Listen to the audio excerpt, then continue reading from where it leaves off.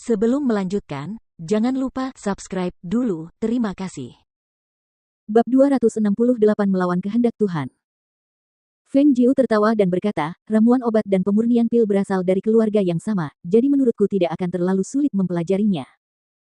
Hahaha, dengan bakat dan kemampuan adikku tersayang, aku yakin kau pasti akan menjadi seorang pemurni pil yang luar biasa. Tenang saja, serahkan saja urusan tentang buku petunjuk kepadaku, kata kepala ke sambil menepuk dadanya. Ia kemudian menyuruh kedua pengawal itu meletakkan hadiah-hadiah itu di samping, agar Feng Jiu dapat menyimpannya dengan baik. Kepala ke kemudian melanjutkan perkataannya, setelah kita kembali pada sore hari kemarin, cukup banyak orang yang ingin datang mengunjungi saudaraku tersayang, tetapi aku menolak mereka semua. Aku yakin masalah tentang saudaraku tersayang yang melawan keluarga Liu seorang diri akan segera menyebar dan itu pasti akan menambah lebih banyak warna pada ketenaran saudaraku tersayang sebagai dokter hantu. Dia menatap kagum ke arah Feng Jiu yang berpakaian merah flamboyan di hadapannya, matanya dipenuhi dengan rasa hormat. Aku tidak menyangka bahwa saudaraku tersayang tidak hanya luar biasa dalam meramu obat-obatan, kamu juga sangat hebat dalam kultivasimu. Selain itu, penampilanmu hanya dapat ditandingi oleh beberapa orang saja, kamu benar-benar telah diberkati oleh surga.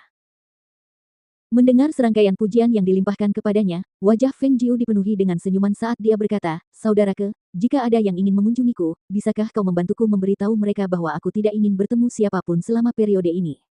Aku akan merepotkanmu untuk itu.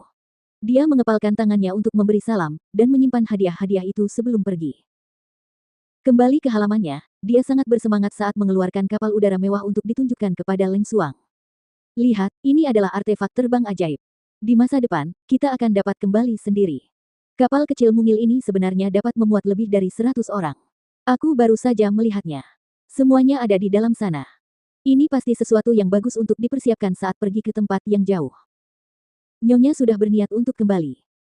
Leng Xuang datang ke sisi meja, untuk melihat kapal udara kecil itu sebelum dia bertanya. Jangan terburu-buru dulu.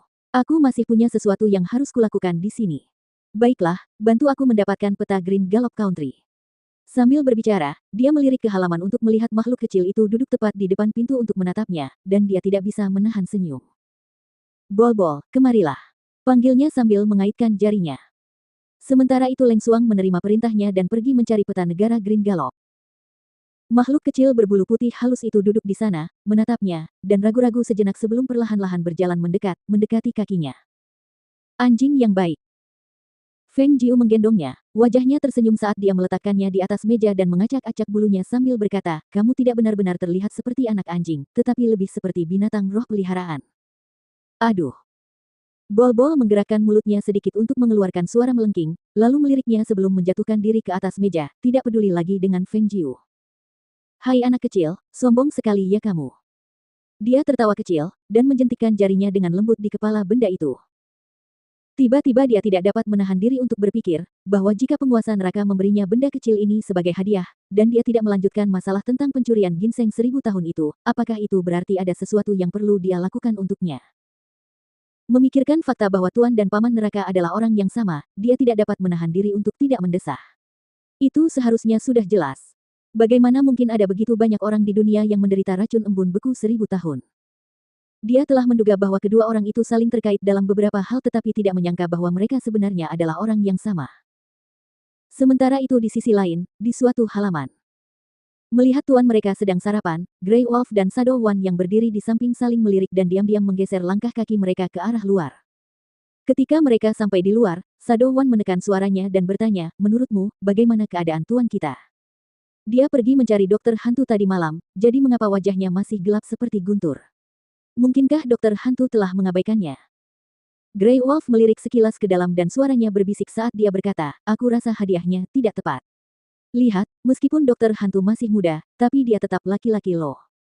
Dan Tuan pergi dan memberinya sedikit belayan, bukankah ada yang salah dengan pikiran Tuan?